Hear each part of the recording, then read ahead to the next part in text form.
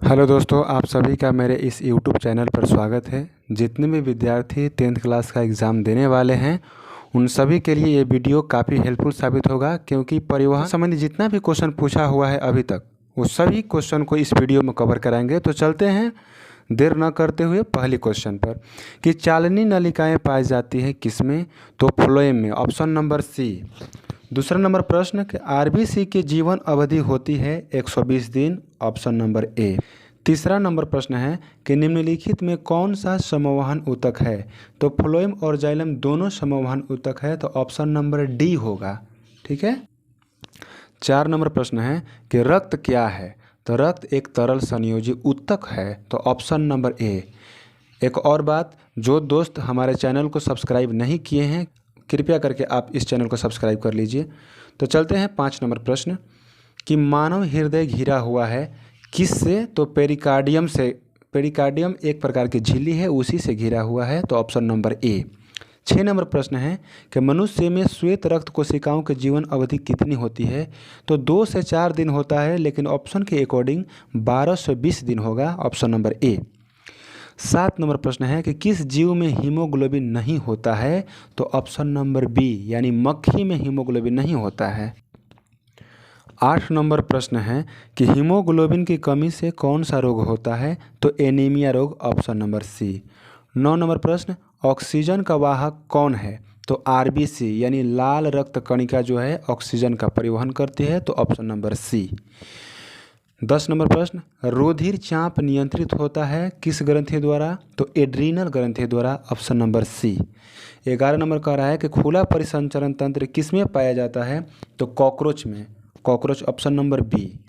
12 number है कि मानव हृदय में कितने कोष्ठ होते हैं? या वेस में भी पूछ सकता है या चेंबर भी कह सकता है, तो 4 चेंबर होता है, 4 कोष्ठ होता है। 13 नंबर प्रश्न है कि ऑस्टोमाटा के खुलने और बंद होने की क्रिया को कौन नियंत्रित करता है? तो ऑप्शन नंबर ए, द्वार कोशिकाएं। 14 नंबर प्रश्न, पौधों में गैसों का आदान प्रदान किसके द्वारा होता है? तो रंध्र के द्वारा। बहुत भी क्वेश्चन है, देखो दोस्त, 2020 और 22 में पूछा हुआ है एनुअल सेकेंड सेटिंग में। 15 नंबर प्रश्न है कि निम्न में सबसे तेज धड़कन किसका होता है? तो चूहा का दोस्त, चूहा, ऑप्शन नंबर बी। 16 नंबर प्रश्न है कि फ्लोएम ऊतकों द्वारा कार्बोहाइड्रेट का परिवहन किस रूप में होता है? तो ये सुक्रोज के रूप में होता है, ऑप्शन नंबर डी। अब आते हैं 17 नंबर प्रश्न, इनमें से किसकी उपस्थिति के कारण रक्त लाल दिखाई देता है? तो देखिए दोस्त, हीमोग्लोबिन के कारण रक्त लाल दिखाई देता है, तो ऑप्शन नंबर सी होगा।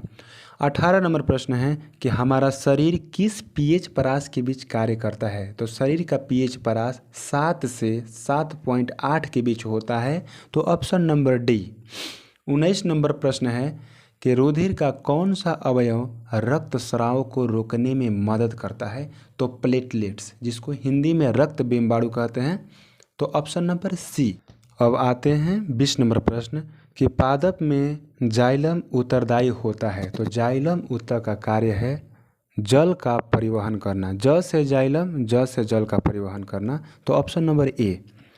21 नंबर प्रश्न है कि पत्तियों में गैसों का आदान प्रदान कहाँ होता है? तो रंध्र में होता है दोस्त, रंध्र, जो पत्तियों में छोटे छोटे छिद्रों के रूप में होता है उसे रंध्र कहते हैं, ऑप्शन नंबर बी। 22 नंबर प्रश्न है कि हृदय से रक्त को संपूर्ण शरीर में पंप किया जाता है किसके द्वारा? तो नीलय के द्वारा, ऑप्शन नंबर बी। 23 नंबर प्रश्न है कि निम्नलिखित में कौन से यंत्र का उपयोग रक्त दाब मापने में किया जाता है?